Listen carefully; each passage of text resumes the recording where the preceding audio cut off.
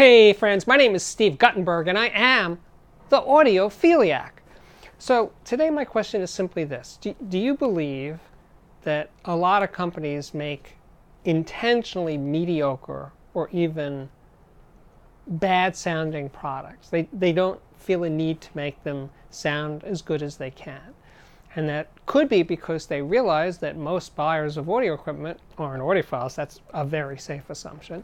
And that most buyers are more concerned with price, styling, size, brand name recognition, a sale. All sorts of other things come into play when people buy audio. And sound quality, as long as it doesn't suck to the person who's about to buy it, is certainly passable.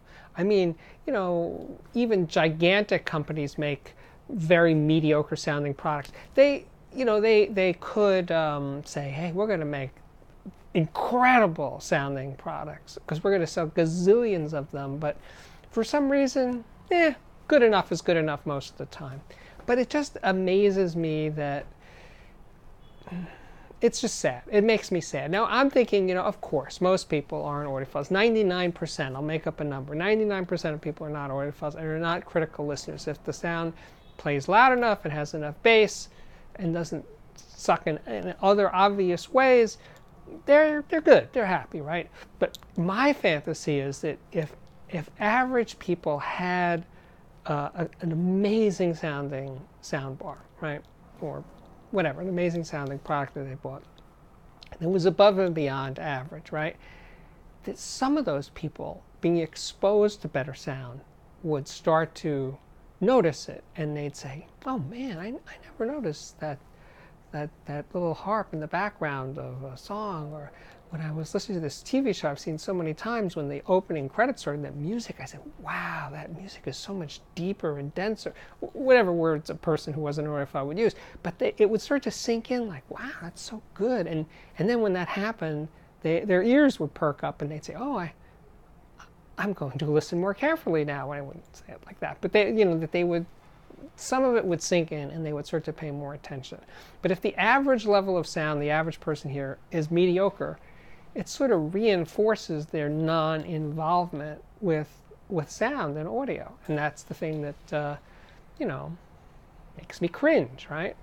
I want to raise up, Now, I want people to be more interested in sound, not less interested in sound. And the way to do that is pretty straightforward to me. Make things that sound as good as you can.